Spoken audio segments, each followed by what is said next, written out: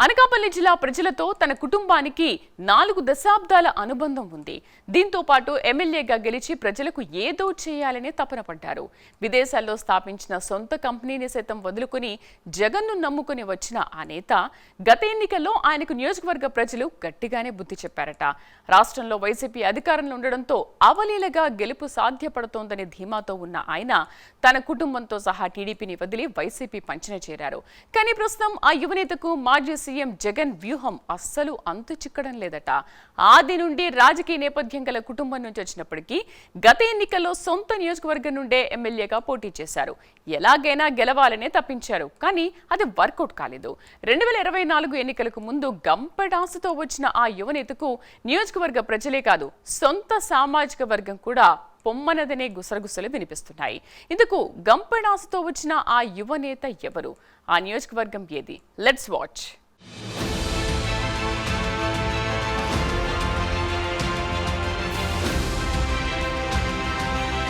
2029 ఎన్నికల్లో సీటు పక్కా అనుకున్న ఆ వైసీపీ నేతకు ప్రస్తుత రాజకీయంలో జరుగుతున్న పరిణామాలు తెగ కలవర పెడుతున్నాయట. గడిచిన ఎన్నికల్లో గెలుపు సాధ్యపడలేదు. అయినప్పటికీ కనీసం రానున్న ఎన్నికల్లో అయినా ఎమ్మెల్యేగా గెలవాలని తపన పడుతున్నారట. ఆ దిశగా ఆయన ముందడుగు వేస్తున్నారు. అనకాపల్లి వైసీపీ ఎమ్మెల్యే అభ్యర్థి మలసాల భరత్ కు రాజకీయాల్లో జరుగుతున్న అనూహ్య మార్పులు, జిల్లా బాధ్యతలు వేరొకరికి అప్పగించారు.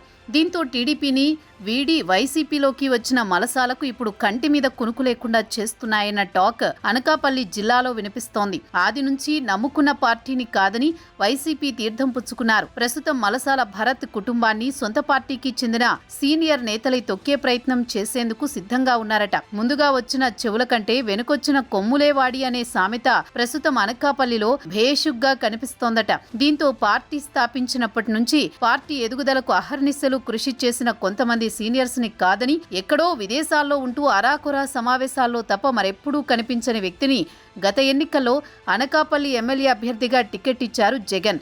దీంతో ఎలాగైనా మలసాల భరత్ ని ఓడించాలని పట్టుదలతో ఉన్న పార్టీ నేతలు ఎలాంటి రాజకీయ అనుభవం లేని మలసాల భరత్ ని ఓడించారని ఆరోపణలు లేకపోలేదు. అయితే ప్రస్తుత రాజకీయ పరిస్థితి మలసాల భరత్ కి కొత్త తంటాలు తెచ్చిపెడుతోందట.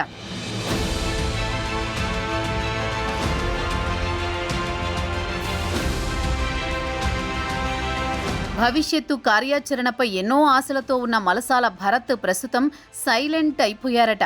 ఉట్టికెగరలేనమ్మ స్వర్గానికి ఎగిరింది అనే చందాన అనకాపల్లిలో మలసాల భరత్ కుమార్ పరిస్థితి తయారైంది.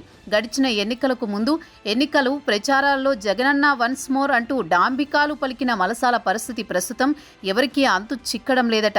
2024 సార్వత్రిక ఎన్నికలలో కూటమి పార్టీ అభ్యర్థి, మాజీ మంత్రి, రాజకీయాల్లో అపార అనుభవం ఉన్న ప్రస్తుత జనసేన పార్టీ ఎమ్మెల్యే కొణతాల రామకృష్ణపై పోటీ చేసి ఘోర ఓటమి చవిచూశారు ఈ వైసీపీ నేత. తాను ఓటమి చెందిన కొత్తలో కొంత యాక్టివ్గానే కనిపించారు. అయినప్పటికీ రాజకీయ చదరంగంలో చాప కింద నీరులా వస్తున్న కొంతమంది సీనియర్స్కి మాజీ ముఖ్యమంత్రి జగన్మోహన్ రెడ్డి పార్టీ పగ్గాలు అప్పగించారు. ఇది నచ్చని భరత్ కుమార్ రోజురోజుకి నియోజకవర్గంలో కాస్త అటు ఇటుగానే తిరుగుతున్నారట. మొదట్లో పార్టీకి చెందిన అన్ని కార్యక్రమాల్లో చురుగ్గా పాల్గొన్నప్పటికీ ఈ మధ్య కాలంలో మాత్రం ఈ వైసీపీ నేత ఎక్కడా కనిపించడం లేదట.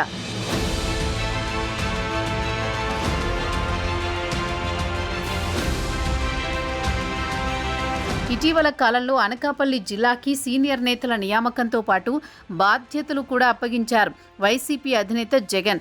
దీంతో మాజీ ముఖ్యమంత్రి చేసిన పనికి లోలోన మదనపడుతున్న మలసాల భరత్ కుమార్ వేరొక పార్టీ పంచన చేరేందుకు సిద్ధపడుతున్నారనే టాక్ నడుస్తోంది. మరోవైపు తన తండ్రి రమణారావు శ్రీ విజయ విశాఖ పాలడైరీ డైరెక్టర్గా కొనసాగుతుండడం, గతంలో విశాఖ డైరీ చైర్మన్ ఆడారి ఆనంద్ కుమార్ ప్రోద్బలంతో వైఎస్ఆర్ కాంగ్రెస్ పార్టీలో చేరారు.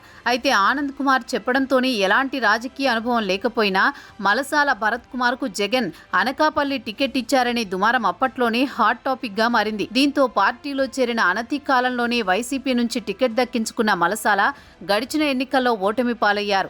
ఆ తర్వాత ఒకానొక సందర్భంలో రాజకీయాలకు గుడ్ బై చెప్పి మరలా బిజినెస్ పైన ఎక్కువగా ఫోకస్ పెట్టారట. అయితే అనూహ్య పరిణామాలు చోటు చేసుకున్న నేపథ్యంలో విశాఖ డైరీ చైర్మన్ వైసీపీకి గుడ్ బై చెప్పి బీజేపీ తీర్థం పుచ్చుకున్నారు. దీంతో ఇక మలసాల భరత్ కూడా ఆయన వరుసలోనే వేరొక గూటికి చేరే యోచనలో ఉన్నట్లుగా రాజకీయ వర్గాల్లో వినికిడి.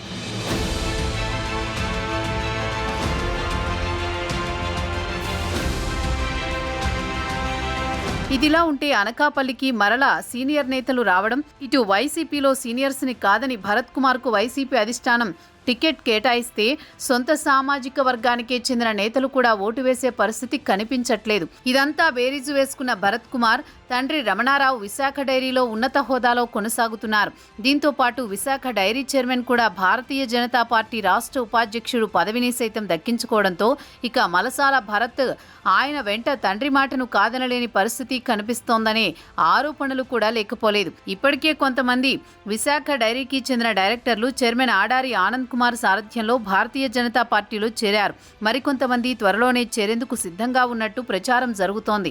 దీంతో అదే బాటలో మలసాల కుటుంబం కూడా ప్రయాణించే అవకాశం కూడా లేకపోలేదు అంటున్నారు రాజకీయ విశ్లేషకులు. పొమ్మనలేక వైసీపీ అధిష్టానం పొగపెట్టి ఉండొచ్చనే భావనతో ఉన్న మలసాల త్వరలోని వైసీపీకి గుడ్ బై చెప్పే యోచనలో ఉన్నట్టు రాజకీయ వర్గాల్లో చర్చ నడుస్తోంది.